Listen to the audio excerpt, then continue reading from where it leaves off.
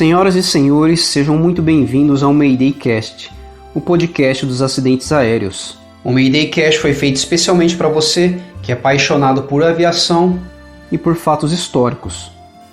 O propósito do podcast não é fazer sensacionalismo ou causar medo de voar, mas recontar os acidentes ao longo da história, fatos marcantes e curiosidades. Esse episódio foi feito com base em investigações e relatórios oficiais. 11 de julho de 1973, Rio de Janeiro, Aeroporto do Galeão.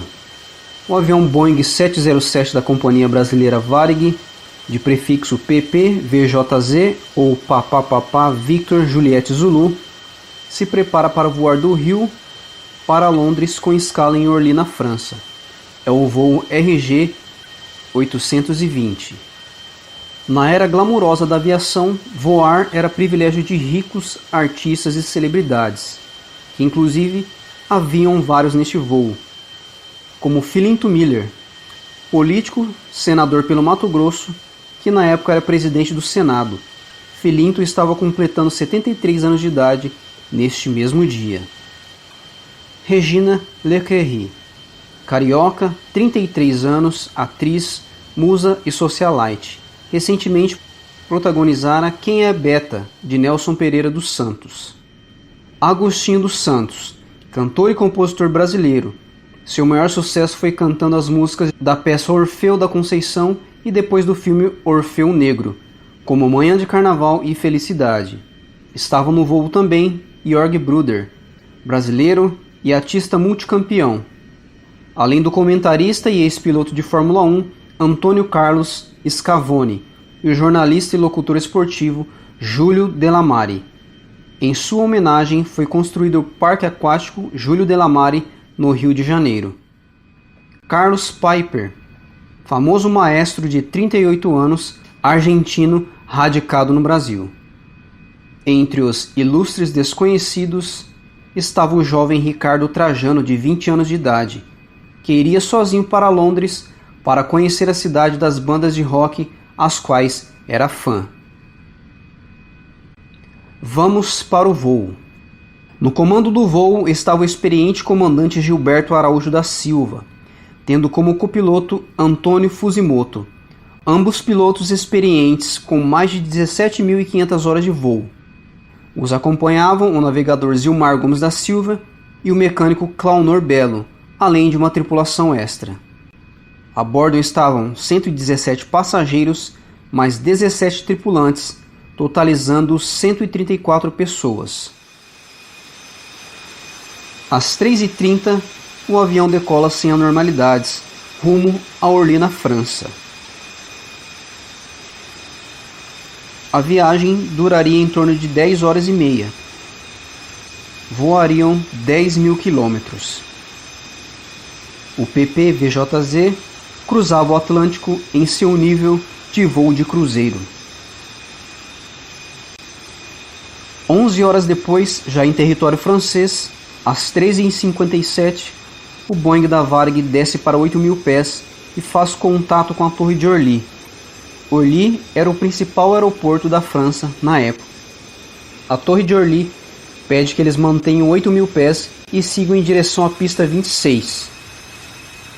Mas de repente, o jovem Ricardo Trajano, que estava no último assento, percebe o início de uma fumaça e corre para a frente do avião, contrariando a ordem de um comissário que pediu que ele permanecesse sentado em seu assento com um cinto afivelado. Às 13h58, a tripulação de cabine informa a Orly que eles têm problemas com fogo a bordo. A tripulação solicita uma descida de emergência imediatamente.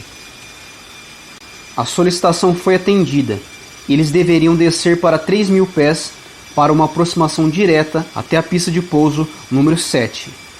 A situação começa a ficar mais complicada, pois a fumaça densa se espalha pelo avião e começa a chegar na cabine de comando. A fumaça se torna cada vez mais tóxica, asfixiando os passageiros.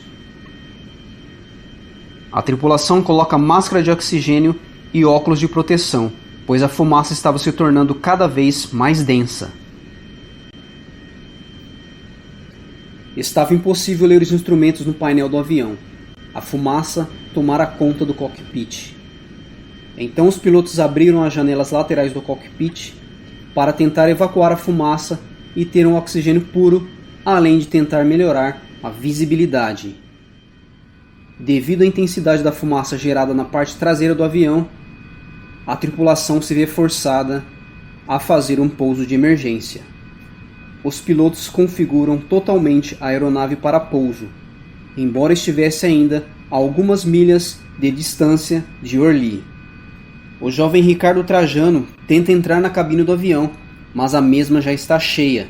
Haviam 9 pessoas, os que pilotavam e auxiliavam no voo, e as que correram para lá para se proteger e tentar respirar melhor. Então Ricardo desmaia próximo à porta da cabine.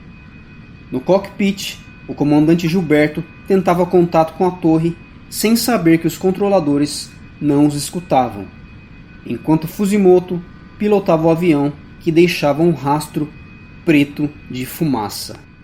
Os pilotos lutavam bravamente tentando controlar o avião e o levar para uma área não povoada, a fim de evitar um desastre maior envolvendo pessoas no solo. Eles estavam a 5 quilômetros do aeroporto, cerca de 1 minuto apenas de voo. Então o Boeing entra rasgando em uma plantação de cebolas.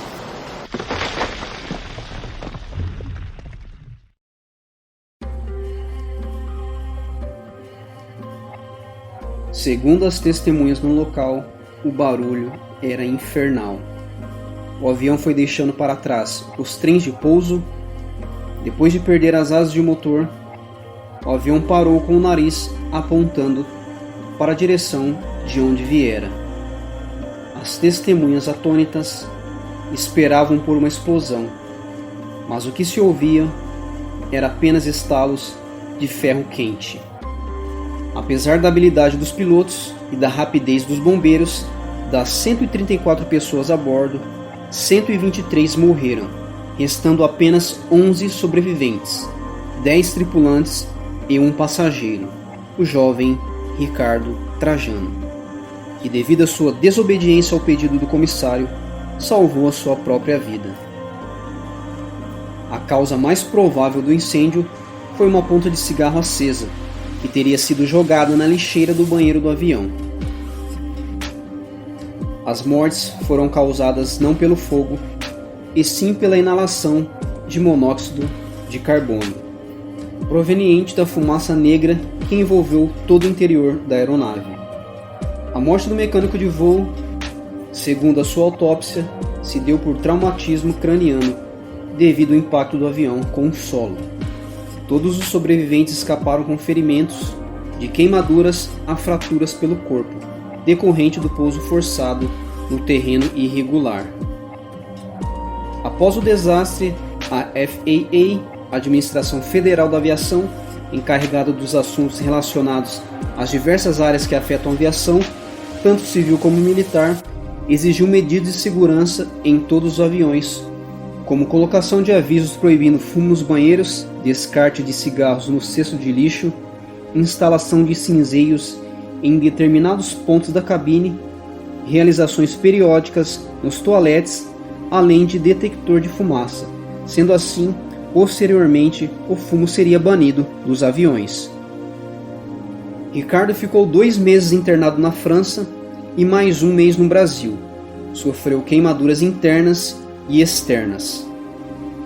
1 ano depois, já recuperado, entrou numa loja da Varig, no badalado hotel Copacabana Palace, no Rio de Janeiro, dirigiu-se ao balcão e disse: "No ano passado comprei uma passagem para Londres, mas o avião pegou fogo e eu não cheguei lá. Acho que tenho direito a outra passagem, sim?" Sua solicitação foi atendida. Então lá foi Ricardo terminar a viagem adiada por uma tragédia.